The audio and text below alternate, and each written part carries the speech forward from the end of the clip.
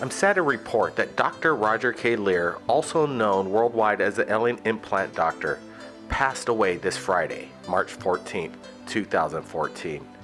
He leaves behind an enormous legacy of work very few people have had the courage to face.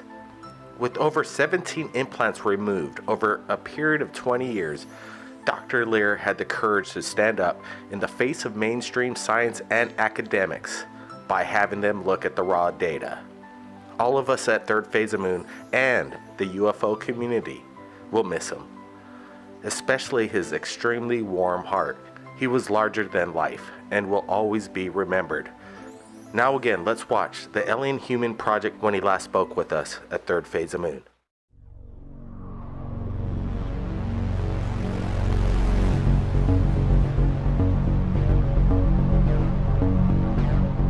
Welcome back to Third Phase of Moon. My name's Blake Cousins. In this groundbreaking documentary, we're going to explore alien abduction and strange implants extracted from people from around the world. Dr. Roger Lear has performed 16 surgeries and has removed 17 implants that are extraterrestrial in origin. We'll show you the objects he's removed and reveal why they are described as a smoking gun that prove that visitors from other planets are routinely visiting Earth and keeping tabs on the inhabitants. Also, we'll be speaking to alien abductees and patients of Dr. Roger Lear who've had alien implants removed from their bodies. 15-year-old Jack Graham will be our special correspondent on location in Los Angeles, asking Dr. Roger Lear the questions: if we are alone in the universe. As one of the most eloquent and intelligent investigators of extraterrestrial life, we'll hear Dr. Lear's observations on why the aliens are interested in our planet and what their plan is for the human race. Now, where in the body do most implants usually come from? Well, that's an interesting question of where we find them in the body. What we've come to the conclusion is that they have to be in areas that are relatively superficial and near a bone. We've never found one in a body cavity such as the thorax or the abdomen or the brain. Now, we've also come to the conclusion that maybe this is necessary because the electronics of the mechanism, we found that this may be necessary because it's broadcasting a signal. And when you broadcast a signal, you, at least according to human technology, you have to have an antenna. And what better antenna could be than the skeleton of the body? It contains all the minerals necessary for an antenna. So perhaps that's why they're in such association with bone. The other aspect of it is if you're doing millions of these, and you're doing them all over the world, and there's a large number of abductees. The Roper poll in 1993, 1996 said that at least 2% of the American population is involved in alien abduction, and that was a conservative poll because there's a lot of people who are not going to want to answer these questions at all. And then if you multiply that by the world's population, you're talking about a lot of people. So to get remote information as to what is going on within the human body, like we tag bears, we tag porpoises and whales and so on, we can study their habits, how long a bear hibernates, what their metabolism is during the wintertime and so on. Even John Glenn, or an astronaut, complained on national television that he had to swallow implants because mission control had to have that physiological information. Now, one of the things that we haven't talked about at all is why are implants there in the first place? Now, why exactly do you think that implants are necessary? Well, I think, again, based on human logic, and let's say, the human race is in a state of infancy, because we haven't been around that long. A race that may be hundreds, thousands, or maybe millions of years older than we are may not use the same logic as we do. So the answer I'm going to give you is based on our human logic. it looks like to me that the entire human race is being genetically re-manipulated again. Because if you look at the children born within the last 60, 75 years, they are not the same human as a person who was my age. In fact, a gentleman by the name of John White, who used to put on UFO conferences in the state of Connecticut, years ago recognized this, and he came up with the term Homo Noeticus. Instead of Homo sapien, Homo Noeticus, and that means new human.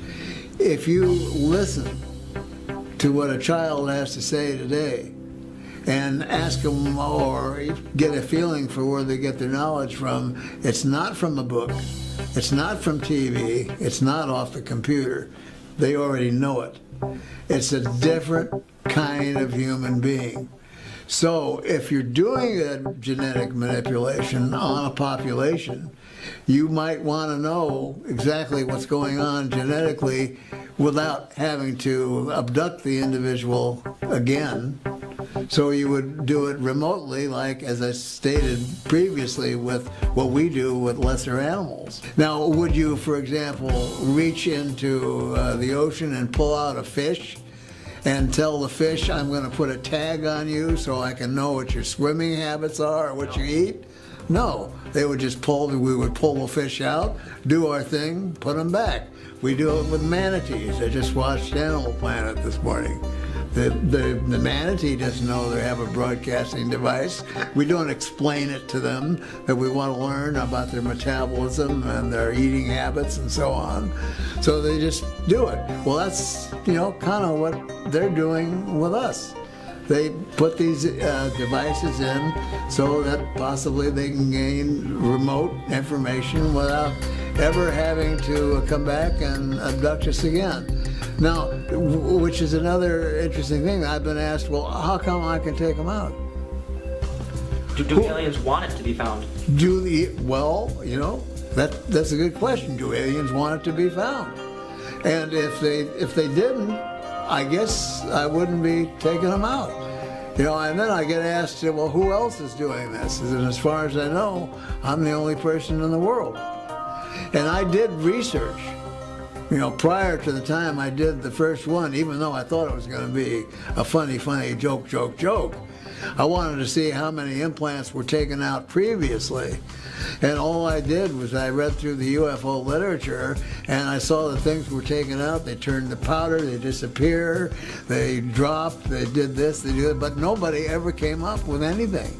And so I do cases, and I come up with actual physical objects that can be sent to material scientific laboratories and get opinions. I mean, I can't explain that. That's strange. And if somebody had told me, 50 years ago, that I would ever be doing anything like this, or would have traveled to 42 countries, or have done the things that I've done, or have done the television programs and radio programs I've done, I would have told them they were nuts. Now, I know you've removed many implants. How similar are the implants to one another? Are they each clones of themselves, or do they vary? Well, the implants that we have removed in the past, we have about 7 that look exactly the same. And if you lined them all up on gauze sponges, you would never tell one from the other. We have a few that are different, but I have synthetically divided them into 3 categories. Ones that are metallic and covered with a biological coating, ones that are non-metallic, and one that is biological. And each operates a little bit differently. But the 7 that we have that are metallic rods with biological coatings are virtually all the same. Now, do you personally believe that you've been contacted by aliens? I would have to say the answer to that is yes. I can tell you an episode that occurred with my family, my daughter and myself, in Laughlin some years ago, which I wrote a book, I wrote a part of a book called Chopped Liver. And we talked about that incident, but during the awards banquet that we were having at the conference, I was asked to come outside with my family. So there was a lot of people who were lined up at the fence along the Colorado River. And we were in back of a lady in a white dress, and I said, what's going on? What's happening here? She said, oh, you missed them, you missed them. There was about 7 of them out here. And I said, 7 what? She said, 7 craft. Wow. And I said, oh, well, I started looking around, and I didn't see anything. And, you know, if you start staring at objects in the heavens, your eye muscles begin to twitch, and I thought, well, you know, these people are having what's called nocturnal nystagmus is the word for it. And then suddenly, like in the movie A Beautiful Mind, where you can look up at the heavens and you can find any geometric concentration of stars that you want to see. There's thousands, millions of them there. You know, so our attention was called to a triangle of stars. Now there was a big, bright, full moon, really bright. And right below the moon was this triangle of stars. And all 40 people seemed to be concentrating on this triangle of stars. And then suddenly the bottom 2 stars started to move. And they came downward and they went into a pair, and they slowly went towards the corona of the moonlight and disappeared. And at the same time, I think everyone there got a telepathic message. Yes, we're here, believe it, bye-bye. And my daughter, who was about 12 years old at the time, said, Dad, are those folks coming back again? So, yes, I believe I have been contacted by non-terrestrial beings. That's fascinating. Now, what would you say is the most credible argument you've ever heard for abduction? Well, the most credible argument that I've heard for abduction in the cases that we've done surgery on would be very hard to delineate, because when we set up our set of criteria and protocols, the individual must have some kind of a memory of being associated with the abduction phenomena. When Bob Bigelow or NIDS decided to take on this responsibility of doing the metallurgy, I had to do some studying so that I could just interpret what they had to say. And I started getting reports back, and the first report we got back was they were comparing, this was Los Alamos National Laboratory. Mm-hmm. They were comparing these to meteorite samples. Wow.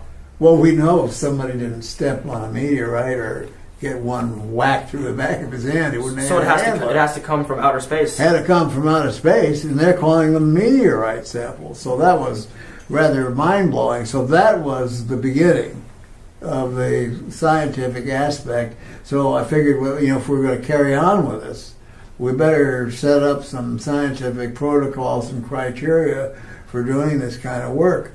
And then we formed our 501c3 nonprofit organization, ANS Research, and no charges were then ever made to any of the surgical candidates.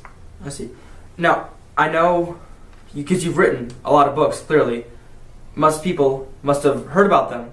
How many people ask you, can you inspect me and see if I have any alien implants inside my body? Do you get a lot of emails per day? Well, I get a tremendous amount of emails, sometimes 3,500 a day. Wow.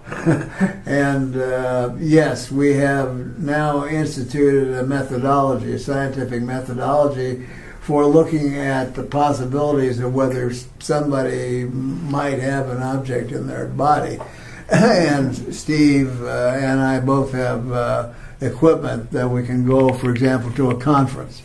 Let's say, tomorrow an alien revealed himself to the general public. How would you say people would react? Would there be mayhem and riots, or how would it go?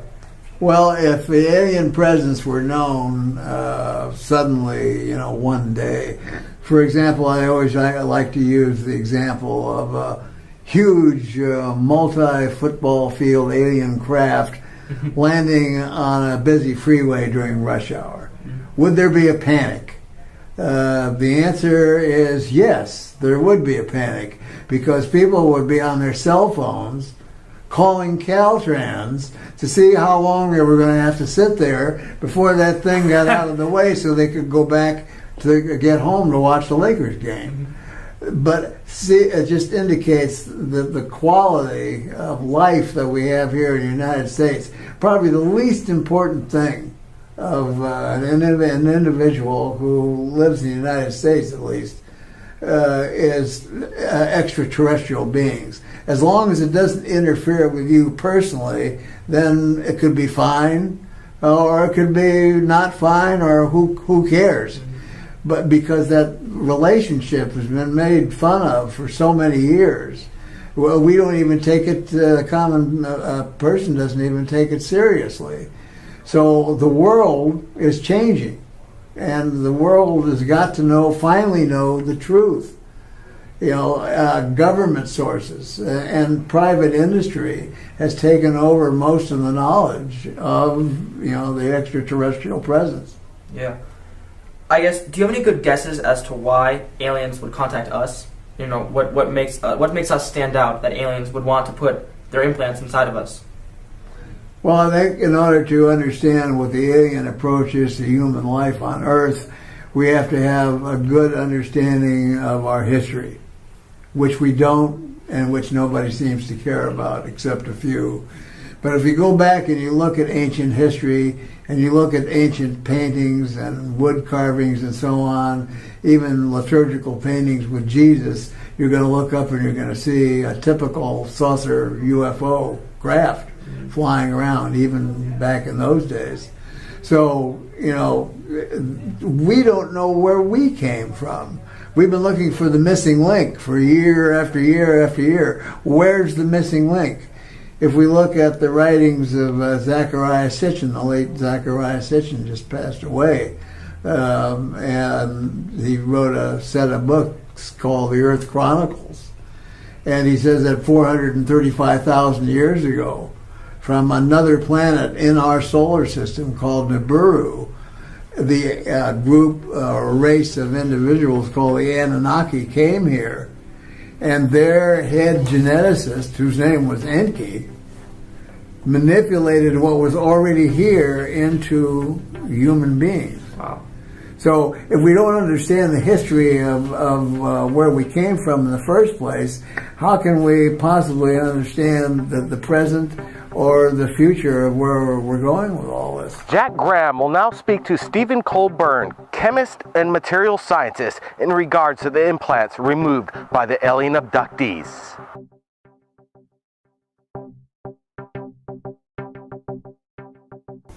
So, can you tell me a bit about yourself and your role within this program? Yeah, my name's Steve Colburn. I'm a material scientist. I was educated at UCLA, and I work in Camarillo, just a few blocks from where Dr. Lear works. And after we met, we decided to have a collaboration on analyzing these objects more thoroughly. A lot of the objects that he'd removed had not been analyzed adequately, so I have done a lot of microscopy and elemental analysis on these objects and come up with some interesting findings. One thing we found out is that the devices are definitely nanotechnological devices. They're not just simply metallic objects that somehow got into the body. They contain carbon nanotube electronics, and carbon nanotubes are the field I'm working in my regular job. And they give off radio signals, and they have odd nanostructures in them made of carbon nanotubes. Carbon nanotube electronics are a hot topic in material science today, by the way, and there's many amazing properties about them. The aliens have apparently perfected the technology to use carbon nanotubes in these devices. And there are proprioceptor nerves that go into these the tissue capsule or gray membrane around these devices. And one of the most fascinating findings was that that these devices contain many of them contain meteoric iron judging from the trace element pattern of gallium, germanium, precious metals like iridium and platinum. And iridium is not found on Earth in any great amounts. And We did the isotopic analysis of various elements from the metallic cores of several of these devices and found out that they were made from off-planet material, extraterrestrial material. There's a certain pattern of isotopes for each element on Earth, and if that pattern is varying by more than 1% or so, then it's the conclusion can be drawn that the material came from off-planet. And some of the isotopic ratios and the elements in these devices are extremely skewed compared to, quite unlike the isotopic ratios of elements on Earth. In fact, Dr. Kuntz, our colleague who's also involved in the research, concluded that they probably came from somewhere else in the galaxy. They don't even seem to be from our solar system. These devices have carbon nanotube networks inside the metal. So they're obviously manufactured devices, and they seem to be well beyond the technology of civilian science at this point. So it's not possible that this something like the nanotubes could be made through nature. It has to be manufactured. No, they were discovered in 1991 in Western science. The Russians discovered them perhaps 10 years before that, but they're not known to be found in nature, and certainly not in meteorites. So there's no way that it could be faked, really? No, I don't think so. Some people have argued that these devices could be made by black government projects, but I think that the fact that they contain extraterrestrial material argues strongly against that. So what you're saying that it was discovered in 1991, right? The nanotubes? Yeah, and many of these objects date from well before the discovery of carbon nanotubes in science on Earth. These people reported that these objects were put in 30, 40 years before a lot of times. So when you say nanotubes, do you mean that these things could be used to store information, perhaps? Yeah, they can be made into electronic networks. Carbon nanotubes are like. Let me give you a little bit of background. Graphite is a hexagonal array of carbon atoms, and these layers are stacked. If you take one of these layers, one of these hexagonal arrays of carbon atoms, and roll it up into a tube, that's a carbon nanotube. And there's various types of carbon nanotubes with different numbers of walls, and single wall are the most studied right now, and these contain single wall carbon nanotubes. Single wall carbon nanotubes are often less than a nanometer in diameter. These are small diameter single wall carbon nanotubes that are in these devices, and those can be used as electronics because there are metallic and semiconducting single wall carbon nanotubes. So you're saying this is very tightly stacked, and if you took out if you laid it end to end, it would definitely be a lot larger than it would. So all this information is tightly stored together, compacted? Yeah, I would think so, yeah. The total length of the carbon nanotubes in one of these things might be several miles. I haven't figured it out, but wow. It's got to be a lot. So the technology used to compact that much information so tightly seems to be pretty futuristic.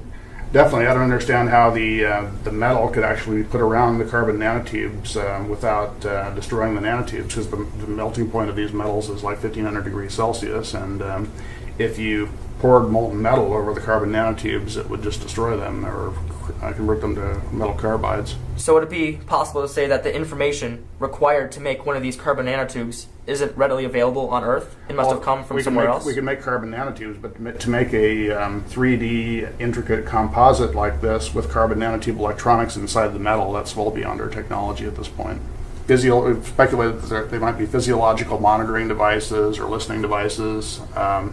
They're definitely relaying information about the subject to the aliens through radio signals. They're not always transmitting, so... Have you noticed actual radio signals emitting from it? We've detected radio signals coming from them, and in two of my reports we outlined some of the frequencies that they give off. The last two devices we detected radio signals from.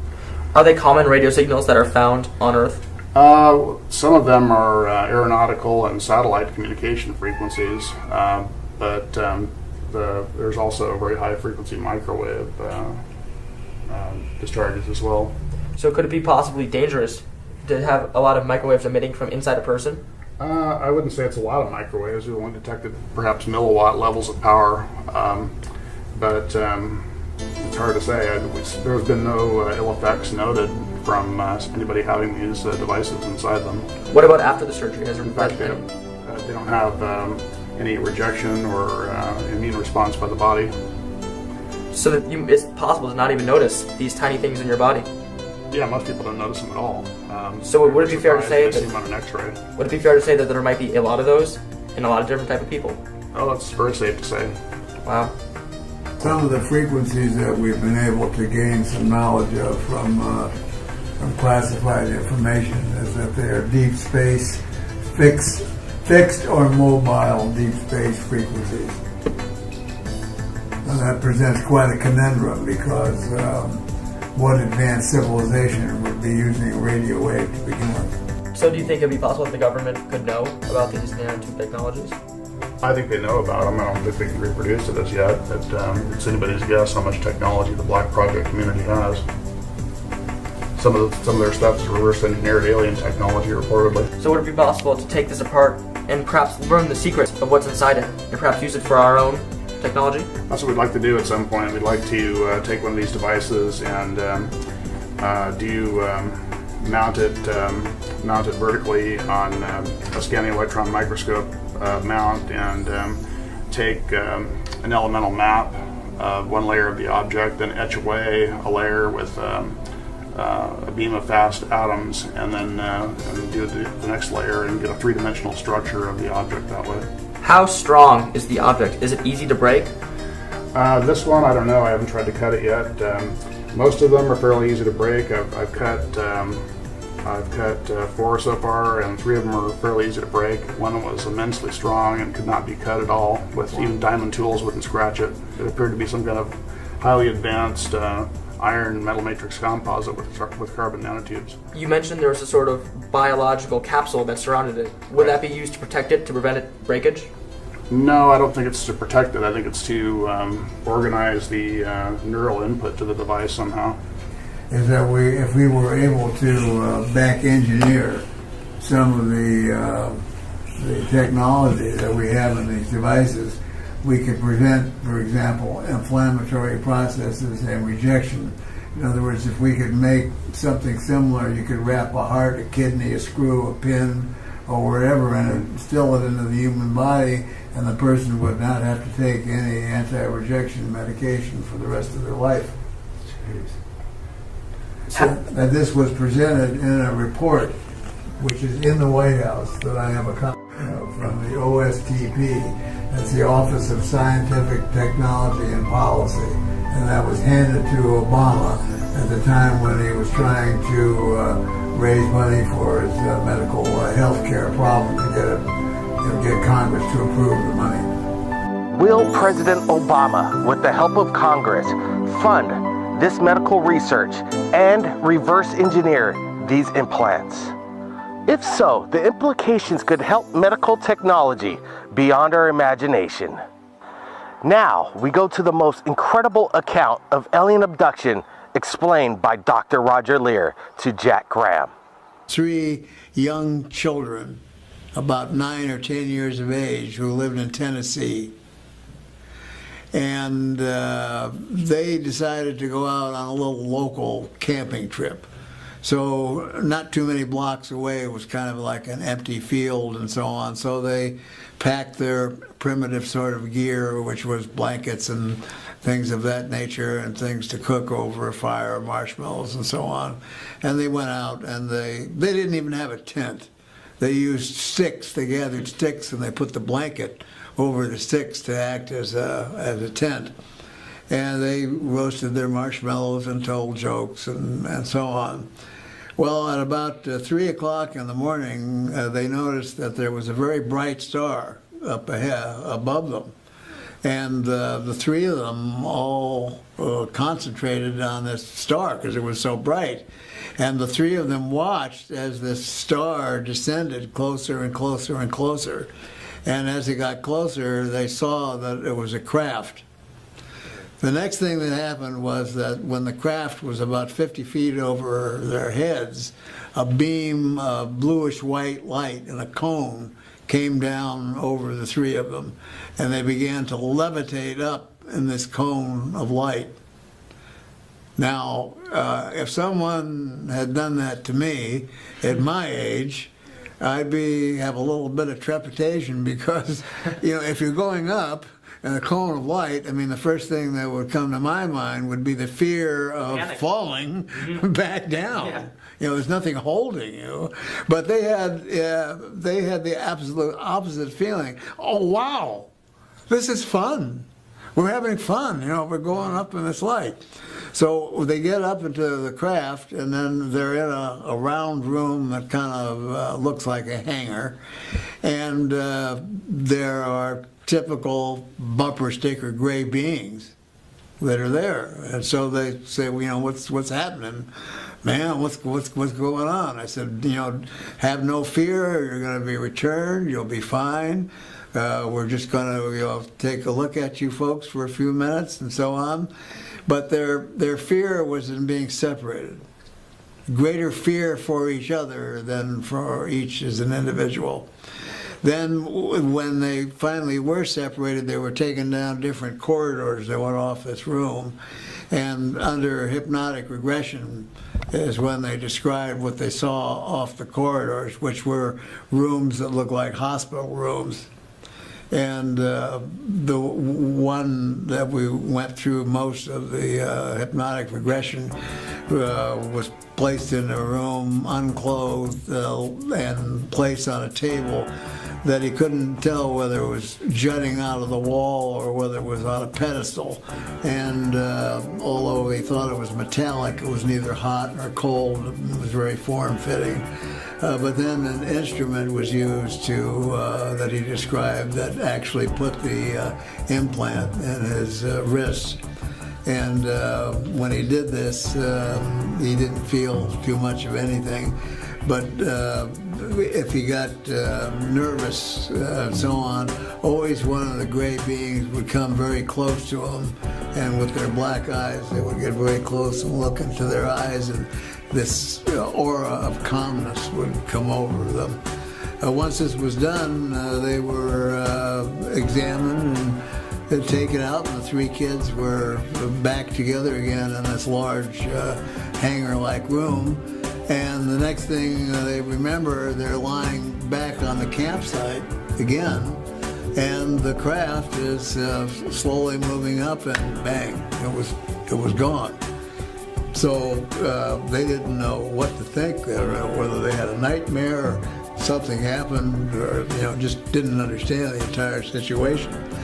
One of the things that makes this case so unusual is that all three kids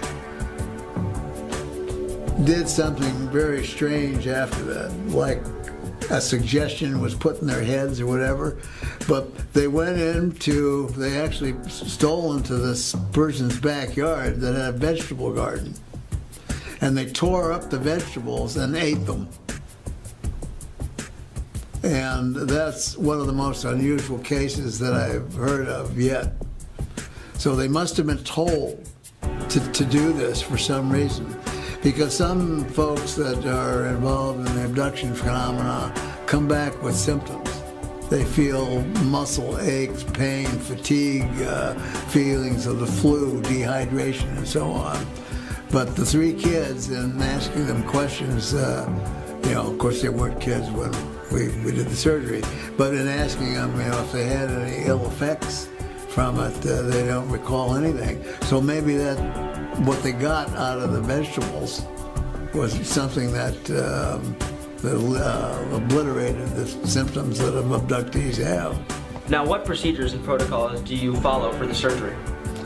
Well, the procedures and protocols that we follow have to be kept 100% in order to make this a scientific study, because we try and stay with the scientific method. One of the things we do is when a patient contacts me, they have to convince me that they have an object. And that's either through an X-ray or a CAT scan. We don't accept MRIs because MRIs can produce false positives for foreign objects. For example, in an MRI, if you're looking through a slice right through the top of a blood vessel and there's blood flowing through a vessel, you'll see a nice bright spot. but that's not a foreign object. All it is a cut through a blood vessel. So if they send me x-rays or a CAT scan, then I take them to the radiologist and I get it confirmed that this is a foreign body, and what his guesstimation of the material is. Is it more dense than the surrounding bone? Is it less dense than the surrounding bone? We know if it's more dense than the surrounding bone, it's probably on the metallic side.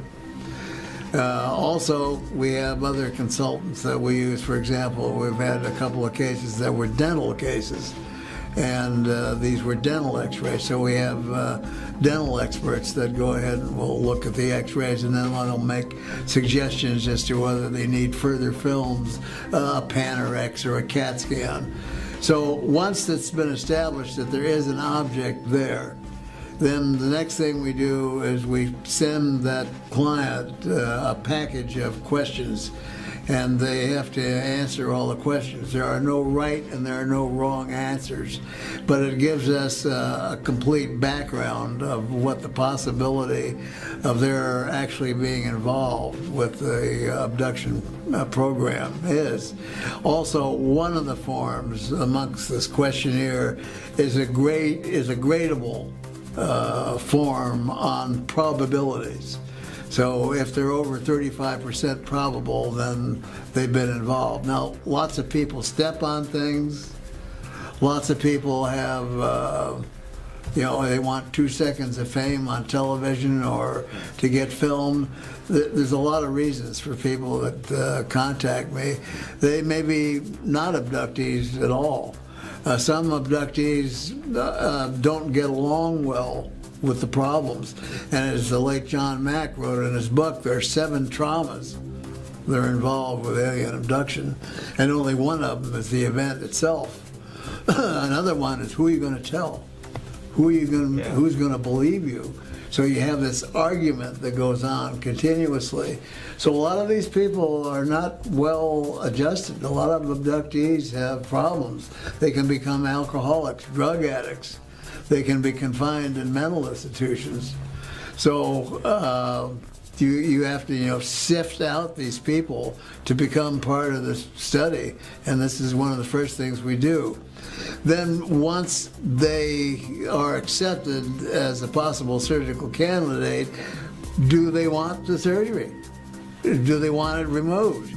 And if so, if they agree that they do want it removed, they have to understand that the product that we're going to remove becomes the ownership becomes part of ANS research, and that we promise to give to the rest of the world as scientific knowledge. And if they're not willing to do that, then we don't accept them as a patient. So if we look at statistical numbers, let's say 10% out of 100 might be a true surgical candidate. 1% of them will only be ones that we'll operate on. Now, have any scientists tried to talk to you and give possible explanations for what it is instead of aliens, and try to prove you wrong?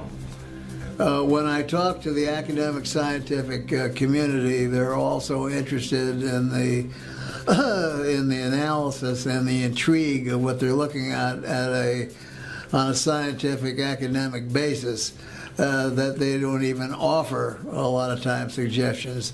If we do it and they're being paid, for example, for a television program, they'll actually get them to lie on camera. Wow.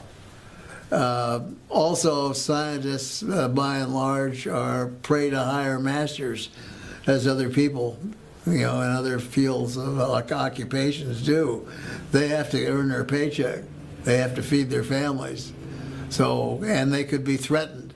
They can be threatened by any agency of the government, for example. Not so much anymore, but in earlier years, yes. To what extent do you think is the government hiding information from us? Do you think they know? Do you think they have contact with aliens? I think that the government historically has made contact with aliens, and there's most probably been deals that have been made. We have enough witnesses now, for example, a Holloman Air Force situation in which at Holloman Air Force Base, where Air Force One was seen to land. The base was literally frozen. No one could move from their post when this was going on. There was lots of witnesses to things that were happening. Two electricians, up on a pole were told to stay there and not move till all this was over, and that was near the runway. Then they saw 3 circular craft come flying overhead. One of them began to hover over the runway when Air Force One stopped. Another one took off and went 20 miles away and hovered over a park, and the third one was somewhere else lingering around. And it was said by the lineman, who had a good view of this whole thing, that President Eisenhower at the time, got out of that plane, walked over to the craft. They saw a ramp come down. He walked up the ramp and shook hands with some kind of a non-human being. Went in, was there for about 20 minutes, came back out again. The alien craft took off. Air Force One took off. And instead of following the rules and regs that they had set up for landings at that base, they took off and flew directly within 50 feet off the roof of the hospital. Jeez. So this has been, cited as one of the examples, but certain presidents were in the know, certain presidents were not probably in the know. And today, I believe that the situation is totally different.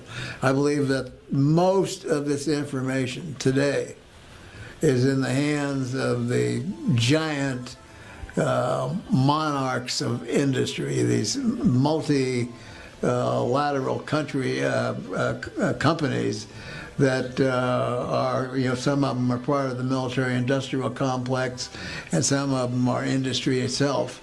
And it's the greed that keeps propelling this on and on and on. But it looks like they're getting to the point now where they're starting to eat each other, because I guarantee you that Standard Oil, with its concentration on fossil fuel energy, is not really interested in what Monsanto is doing, making GMO foods. And Monsanto, with GMO foods, is not really interested in a free energy system that somebody else might develop. So things are changing rapidly, and of course with the citizen hearing that's going to be held at the end of the month in Washington, D.C., and it will be streamed out to the world. We expect half the population of the world to watch this congressional hearing, and hope that the government will actually start releasing information. With trillions of planets in the universe, it's hard to believe that planet Earth is unique. Odds are that life exists elsewhere. And while life on some planets may be less advanced than us, chances are that more advanced life forms will also exist. So the question becomes, will these advanced life forms have the ability to travel to Earth?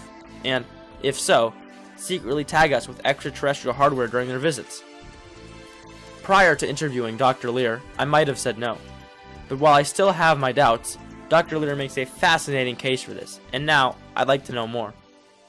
Jack, in his quest for the answer, has reached out to Third Phase of Moon to speak with the alien abductees who've had implants removed by Dr. Roger Lear. We have provided him the contact information. Mary, who wants to remain anonymous, and Tim Cullen have come forward to speak with Jack and answer his questions in regards to their alien abduction and the implants removed by Dr. Roger Lear. Hi, I'm Jack. Tell me about your abduction. I have had, my family, it runs in my family. My brother has had experiences. His family, since the marriage, has had experiences. My husband underwent experiences, as did I, from being married into my family. It seems like that was the protocol for marrying into the family. And because I had unusual experiences from the time I was really, really small, and my brother too from the time he was an infant. And I believe they started with my mom and dad, because my dad had had some sightings. I had had a sighting. My mother had a sighting of a UFO over our home. it ran in the family, and there were a lot of experiences that my husband and I had in the 1970s, 80s, and 90s, and he would actually get night terrors, which we thought were from, he was a Vietnam veteran, had experiences in Vietnam, and thought it was post-traumatic stress syndrome. It turns out it wasn't from Vietnam. He actually then started remembering in the early 90s that the night terrors he was experiencing was from these creatures being in our home and taking us at night. What was your reaction when you realized you had been abducted by extraterrestrials? Let's see, it was removed in 1996, probably about 6 months to a year sooner. Before that, I realized I had a scoop mark on my leg, and I did not know there was an implant in there. Had no idea. I just saw this scar on my leg and on my left calf. And when Roger was, I was assistant section director and then section director of MUFON for Ventura, Santa Barbara counties, and Roger was helping me, and he had arranged to do surgeries, and he had gotten funding through Bigelow, and for 3 surgeries, we had 3 people that were going to have supposed implants removed. Roger had gone through the x-ray process and exam process. Well, one of them was Whitley Strieber. He had an object in his ear, and he was to be one of our guest speakers and then go ahead and have a surgery. Last minute, he decided against having the object removed from his ear, and it's on the outside of his ear. He still has it today. It's under the skin on the back of the ear. And he decided against it. Well, we had funding for 3 surgeries, and Roger was, Dr. Lear was beside himself as to, what was he going to do? And I said, well, you can remove this scar off my leg, whatever it is. I don't know how I got it, but make that the 3rd surgery. And he said, that's fine. He says, but we have to go through the examination process. We'll need to get x-rays, blood tests, which we did. And on the x-ray, surprising both to myself and him, he saw an object on the x-ray that was just under the scar, the scoop mark I had. And that's how we discovered that there was actually an object under the scoop mark. What was your reaction to the news that aliens had implanted a device in you? I was shocked that there was anything under that scoop mark to begin with. I didn't know how I obtained that mark, but it was an unusual mark, and it seemed to just appear. At least I just noticed it. I think he was shocked because that was the first time he had ever had a scoop mark with an object under it. So he was shocked. I was shocked. And I kept trying to, rationalize that, maybe I just got something in my leg. And after it was, extracted and examined, it was nothing. I kept saying, are you sure this wouldn't be found in a regular body? Is there any way? And he goes, no, Alice. This would not be found in your leg. It could not, it would not be there naturally by any means. It wasn't a calcification or anything like that. It had a lot of unusual characteristics, and he's since then done some more surgeries that have had the same type of object. Is there anything else you want to add? Well, I think he's doing something that is so important, and he helps so many people, and he never asks for anything, in return from anybody that he tries to help. He's just, he's doing it because he has not only the ability to do it, but he has the need to find out what is really going on, the curiosity as to what's going on. It's affected him. Everything he does, his life, his career, he's very dedicated to trying to find out, what these objects are. And also, with these objects, we're finding that they have no inflammatory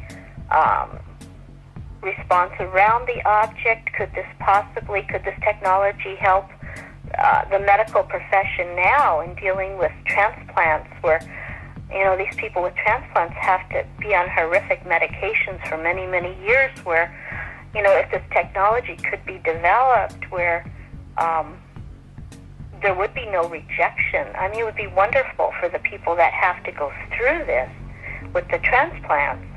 So, I mean, he's doing it for a lot of reasons, but he does it. It's a labor of love for him and curiosity, and he feels very dedicated to trying to help people, because a lot of people, with these type of situations, they just don't know who to turn to or what to do. Unfortunately, he's there to try to help.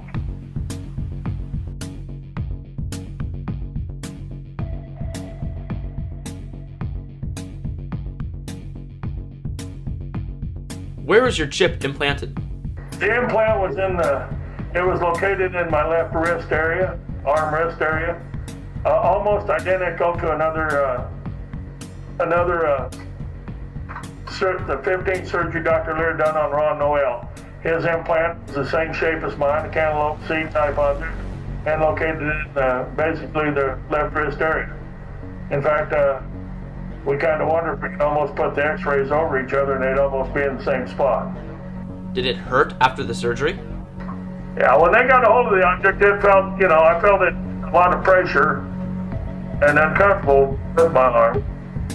Like it was, got chicken winged, and I kind of had to carry it in a sling for a little while, but then it calmed down. It really, like I said, it was just like it was just the arm was being abused. I realized this thing was hooked to my nervous system, because when I became aware of it, it was like it was aware of me and I was aware of it.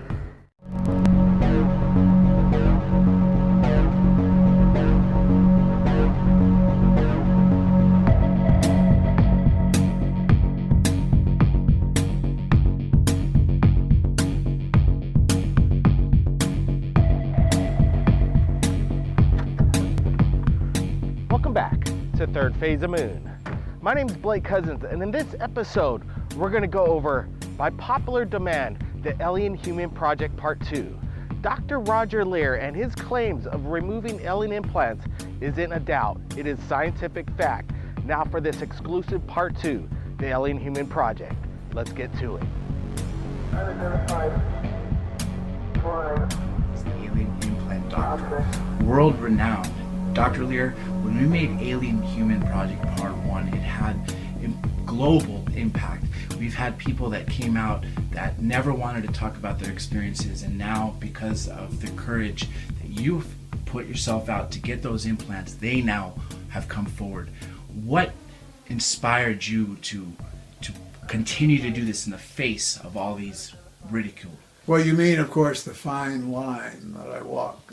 Yes. The line of academia, medicine, and research into a tremendously unknown subject. And I say unknown subject, although it's been in existence for thousands of years, because there really isn't that much physical evidence of, things that happen within the field of ufology. We've seen things flying in their skies. We've looked at drawings and cave paintings and wood carvings that have been in existence for thousands of years. But, people have been looking for the so-called smoking gun. And that's what we seem to have found. Maybe on purpose and maybe by accident. I'm not convinced to this day.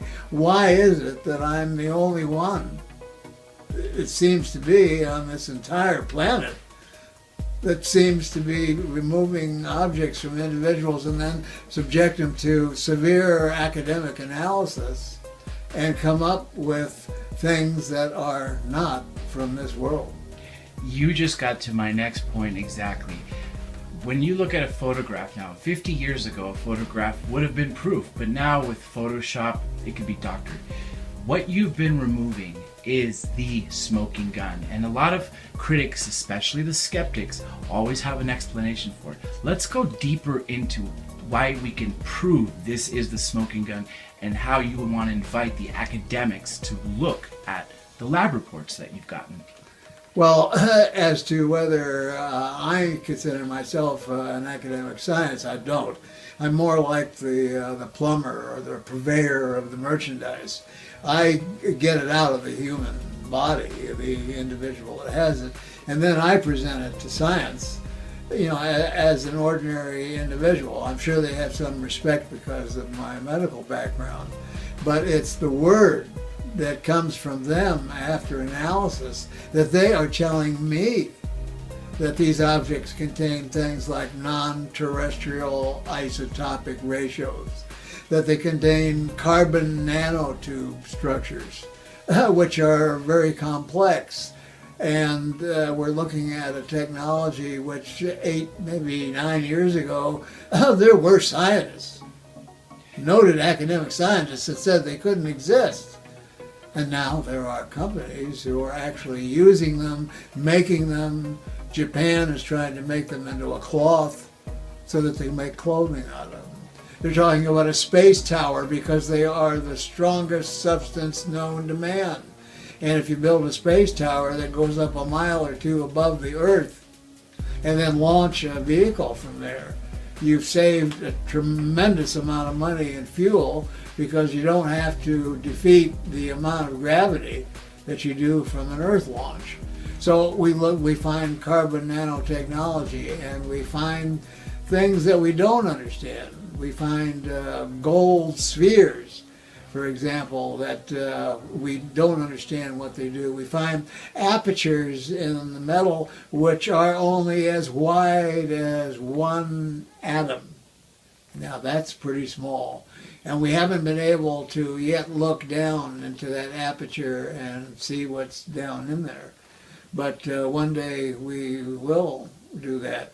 We know that they emit radio waves. We know that they have electromagnetic fields and an electromagnetic residue, which lasts for about 30 to 60 days following their removal. So these are all scientific facts. These are facts that in written reports I get from academia, and I mean top academia, because we have 3 of the world's finest nuclear physicists on our science board for ANS research.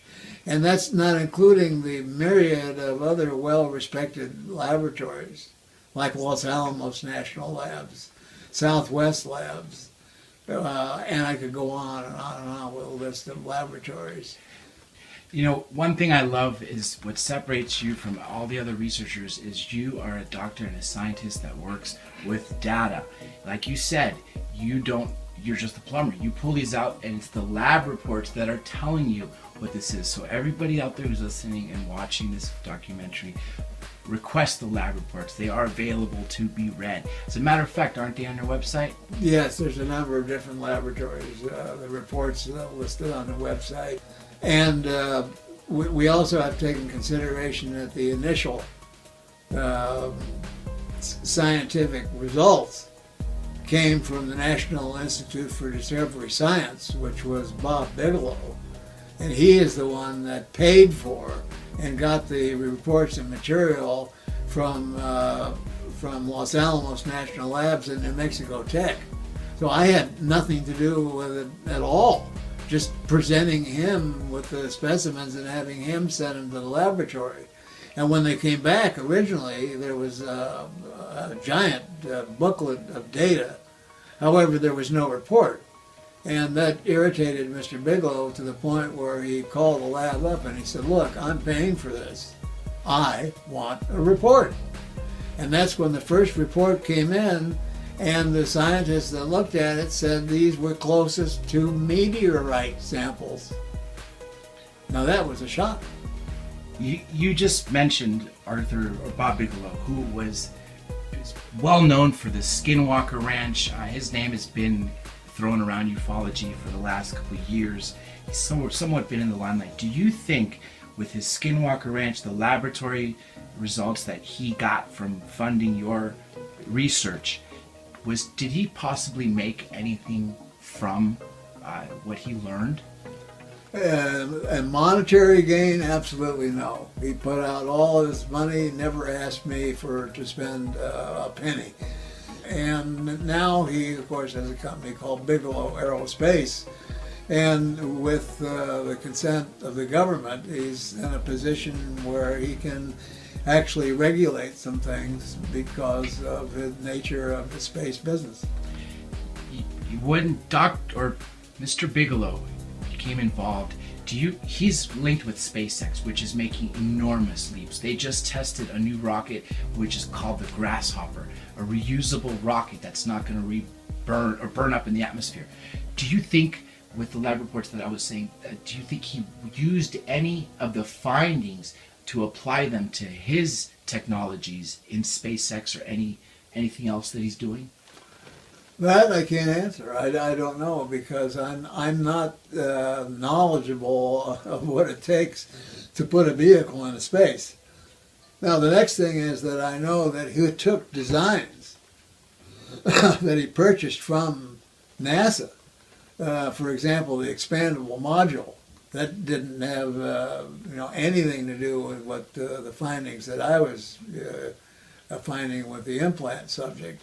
But yet it took a technology that he developed, and he put up, the Genesis space module, Genesis 1 and Genesis 2, and then looked at all the data coming in, and they are much, much safer space vehicles than the International Space Station.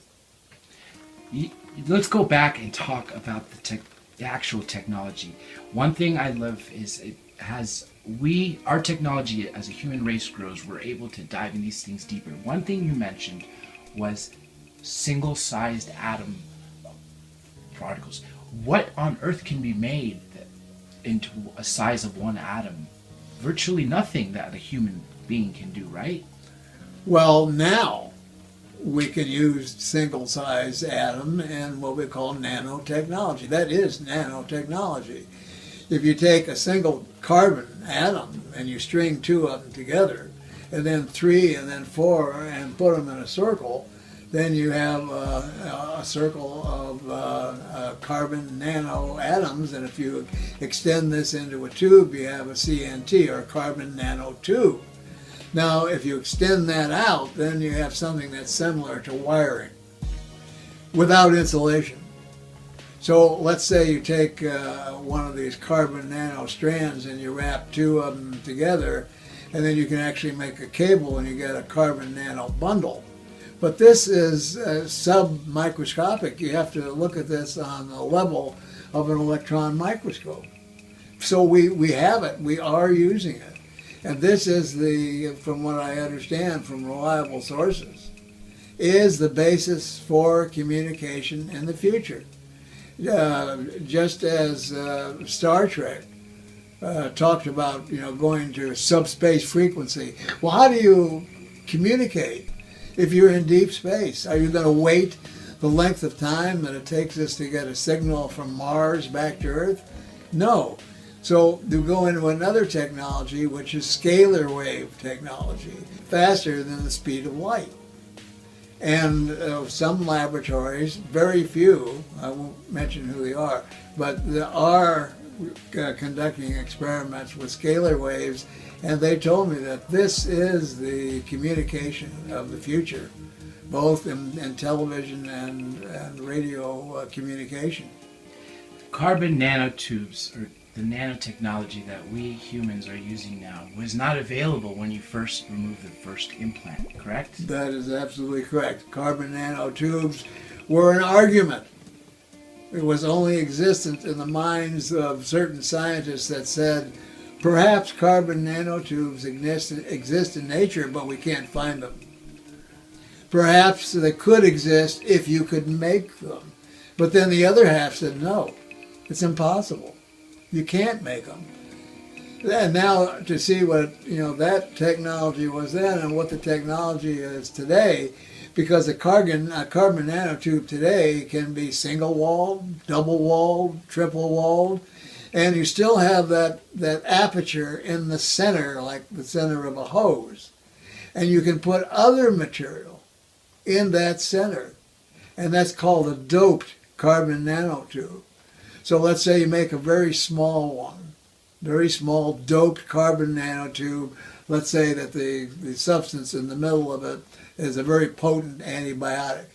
You can give that person an injection of that antibiotic in this carbon nanotube and have the carbon nanotube go directly to the area of the infection, a tumor or something else, or a drug to treat cancer, for example. So the implications of carbon nanotube technology alone are, pardon the pun, out of this world. You mentioned that there were scientists debating on both sides, yet you had something in your possession that was artificially made that contained those. Now, do you think, fast forward to when humans started using things on the nanotechnology level, do you think that it's possible the government may have seen your lab reports and may have used certain labs, you've used that to actually get to us humans using this nanotechnology? Well, the possibility of government looking at my work and copying it, so to speak, or using the things that our scientists have illuminated, I doubt whether that's true, because a lot of this may have gone back to Roswell, back engineering. We're talking about almost 60 some odd years. They've had 60 some odd years, let's say, jump on anything that I ever did. So I'm sure that within the black budget projects, they already know all the stuff that we're learning and trying to present to the public and to industry. Because some say that black budget technology, in compared to academic science, is 100 years ahead. But again, when we're talking about carbon nanotubes, you also mentioned something about gold sphere. Can you expand on that a little bit? These small gold spheres that we find, but we don't know what they do. We also find what are called orthorhombic crystals, and these are crystals composed of sodium chloride. Now, sodium chloride is just ordinary table salt, but the crystals of the salt are random. There's no particular shape. These are a particular rectangular shape and in varying sizes. So they're called orthorhombic sodium chloride crystals. Now, if we think back to the early days of radio, and what did we have? We had a crystal set, and a copper wire, and an earphone, and a battery, and we were able to get a miraculous radio station through a crystal. Well, crystallography, or crystallography, the study of crystals today, still can't explain what happens with the atomic structure inside a crystal that will allow a frequency to be carried and then received. And yet as far as we know. And we've been using that. And we've been using that constantly until we went to a different technology, which was vacuum tube and then transistor technology. But in all the radios, all during World War II, all the aircraft radios, when you switched from one station to the other, all a lever was doing was going from one crystal to another crystal to another crystal. They were all multiplex crystal sets. Again, more proof that using something without possibly knowing it, and what can that lead to. Now, I want to focus more on why this is the smoking gun, because we know it's the smoking gun, yet those people out there watching this, some of the people who left on the comments, and this first one was released to great fanfare, and there was a lot of people that said wow, this really is happening and it's there. But there still was others who are on the fence. Let's dive deeper into proving to them. We got the lab reports, we see the carbon nanotubes, we see the gold spheres. Let's talk about the radio waves and the electromagnetism results, and what else you can tell everybody. Okay, first of all, there's a certain percentage of these that we've removed, that about 70%, that emit a radio wave in the FM band. And when we looked at a classified chart of where these frequencies occur, both in the kilohertz and megahertz range, We know that they are deep space, fixed or mobile deep space frequencies. Now, the question is, are we really detecting deep space frequencies, or are we merely detecting a harmonic of some other transmission of another kind of a wave, as that I mentioned before, a scalar wave technology that enters our electromagnetic spectrum, and we get what's called a harmonic. And that harmonic in our spectrum are these radio waves that we receive. Now, the other possibility, of course, which in today's world you can't deny, is the possibility that a deal has been made between somebody from out there and somebody from here, so that they can gain the same data that somebody from out there is listening to. And I believe this is biological data, and it's data having to do with the progression of our DNA. Because if we look at abduction cases all over the world, we see that there's the taking of sperm and ova.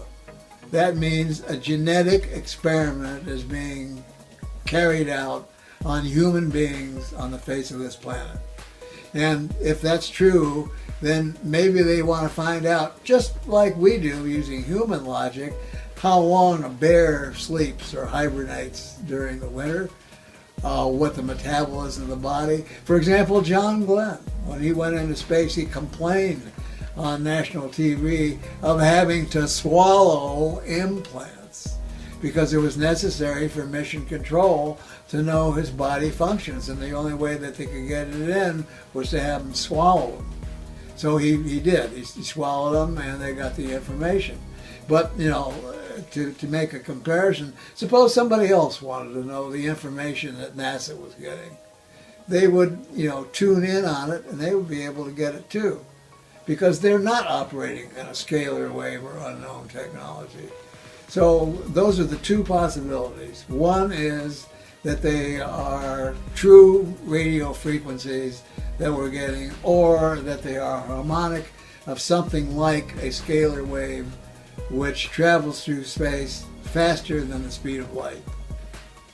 Since the last film, Alien Human Project 1, there have been significant changes, such as the citizen hearing. Can you tell everybody in the world who's watching this what changes you've had, including your testimony there, what else you've done, what else your research has unlocked? Well, in case the viewer of this program doesn't know what the citizen's hearing is, it was a hearing that was conducted in Washington, D.C. at the National Press Club. And it was set up to mimic the way a hearing would be conducted in Congress. And we had retired congressional members that composed a committee that would conduct a hearing just as if it was in Congress. And we also know now that while the congressional hearing was going on, President Obama was in residence down the street. And we also have information leading to believe that he knew exactly what was going on with the conference that we were having. So since that time, you know, an effort is being made, including me as one of the witnesses that testified, to try and get that information, because it's a worldwide event. It's not a United States event. It affects the entire planet. And so we want to get this information out to the public. So I'm working with Steve Bassett and the Paradigm Group on several different projects. Each one works in conjunction with the other. The first thing is to get the 35 hours of testimony in a DVD set out to the public, out to the public in general. And the next thing we're going to do is we're going to send each single member of Congress, their assistants, and the White House staff and the president a full set of copies of this hearing. That's number one. Number two is that Senator Mike Gravel and Congresswoman Carolyn Kirkpatrick is working on a situation where there'll be a bill that will go before the United Nations General Assembly, and we're trying to get a hearing before the United Nations General Assembly. So these are two of the three projects that I'm involved in now. So it's public education, education of the entire planet, that we have been and are being visited and interfered with by non-terrestrial beings, whether they be from another dimension or another planet or somewhere else or within the earth or already living here. Entities that have been kept in secret from the general public of the planet. We want that knowledge out. So that's one of my primary goals since we did the last alien-human contact. That's what the goal of Third Phase of the Moon is, to get the word out. The mainstream media is not doing their job, and that's exactly why we're interviewing here you again, because you have, like we said, the smoking gun, and we really hope people pay attention to it. Now, one of the Roper polls said 1 in 40 people have been abducted, which is a staggering number. The people that have had them removed, have any of them had a repeat abduction where another insertion was made? In short, has anyone had any new installations of implants? And as far as I know, no. Now you got to remember that it's not every single abductee that gets implanted. We figure, that there's something close to human logic that they may be using. So what we do is about 15% of the species that we are studying will get implanted so we can remotely get the information we need. Not to say that myself or anyone else should have the ego to try and look at the logic of a civilization which may be 80 to 100 million years older than we are. How could we possibly conceive their thought processes or compare their thought process to us? But if we base this only on human logic, you don't have to implant every single abductee subject. And since they're working with humans, again, maybe they have to lower themselves to human resources and human technology in order to get the information that they need. So that's possible too. It may be just as hard for an 80 million or a year old civilization to communicate with us thought-wise than it is for us to conceive of them being able to do what they do. Do you think by you removing those 17 implants may have possibly disrupted them to want to put them in more secretive areas? The answer to that is no, because it seems to me that if they wouldn't allow me to take these out, in a literature search I did before I ever started doing this, nobody was ever successful in removing a suspected alien implant. They would turn to powder or disappear or whatever. So maybe there is a group that says, yes, you go ahead, take them out, because in certain individuals we don't need them anymore, and go ahead, analyze them, and then reach out, to the public and give this to the public as public knowledge, because one of these days there's going to be openness between us and the human race on planet Earth.